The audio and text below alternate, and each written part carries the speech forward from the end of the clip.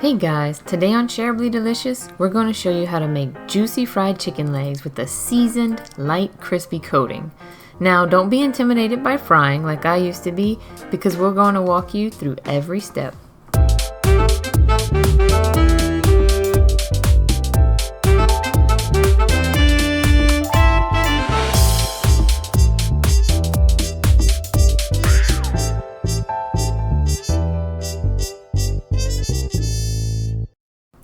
First, you need skin-on chicken legs.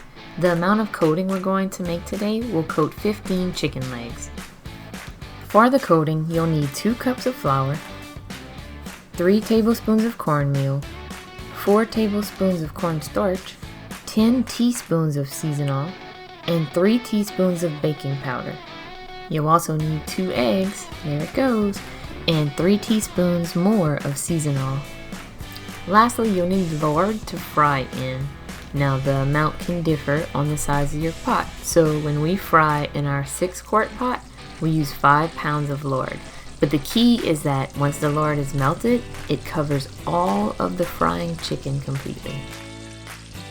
The first step is brining the chicken for at least 2 hours before you're ready to cook it, and not more than 4. To do this, you'll need to figure out how much water you need to cover the chicken. Then pour that much water into an empty bowl, add 1/4 cup of kosher salt per quart of water, and dissolve the salt in the water. Then add the chicken and refrigerate for at least 2 hours.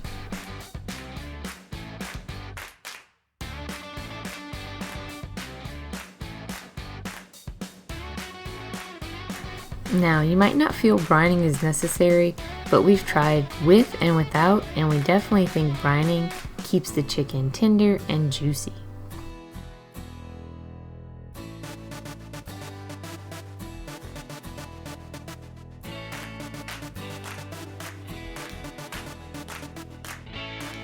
Once you're ready to cook, you need to rinse off the chicken and drain it in a strainer.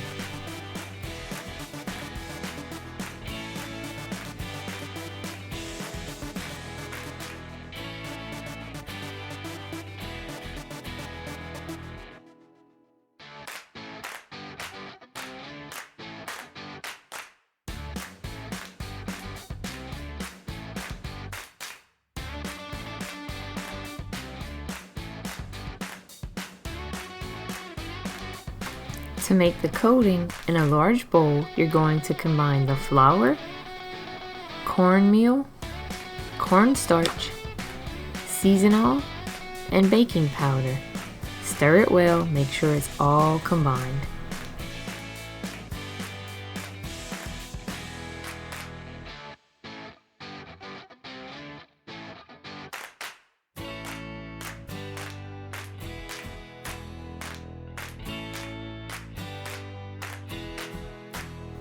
In a separate bowl, mix your eggs and 3 teaspoons of seasoning. It may be hard to blend the seasoning into the eggs, but keep mixing until it's all combined.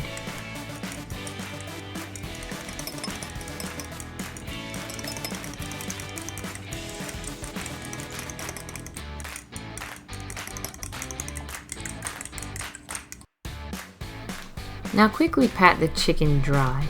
It doesn't need to be completely dry, but you don't want any excess water dripping off of the chicken before you put it in a flour mixture. Now it's time to coat the chicken. To make this easy on you, you need the proper setup. Have the chicken to your left, the egg mixture in front of you, your flour mixture to the right, and a pan to put the coated chicken in once you're done. First, you'll dip the chicken in the egg batter. Let a little bit of the egg excess drip off, and then using your other hand, coat the chicken in flour. Make sure that the flour gets under the skin and all the crevices of the chicken. Then place it in your prep pan. Here, he's trying to show off doing 2 at once, but this doesn't work for me. I need to pay attention to my chicken being coated in the flour to make sure I get every spot. After we coat the pieces, we try our best to stand them on end in the prep pan so that none of the coating rubs off. Now it's time to heat your lard to 360 degrees.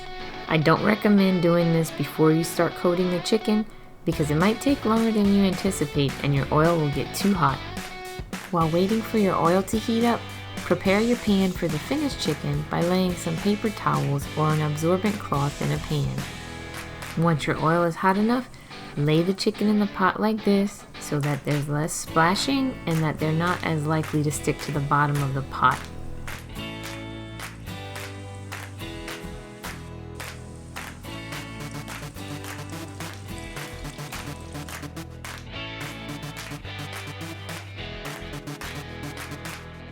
Once you have enough pieces in the pot, set a timer for 15 minutes. So we put the chicken in at 360 to crisp the skin up, but once it's in the pot, you want to turn the heat down to below medium. You want your oil temperature to go down to 325 within a few minutes so that the skin doesn't burn. Keep checking the temperature for the first few minutes, and once it goes down to 325, be sure to maintain that temperature for the rest of the cooking time.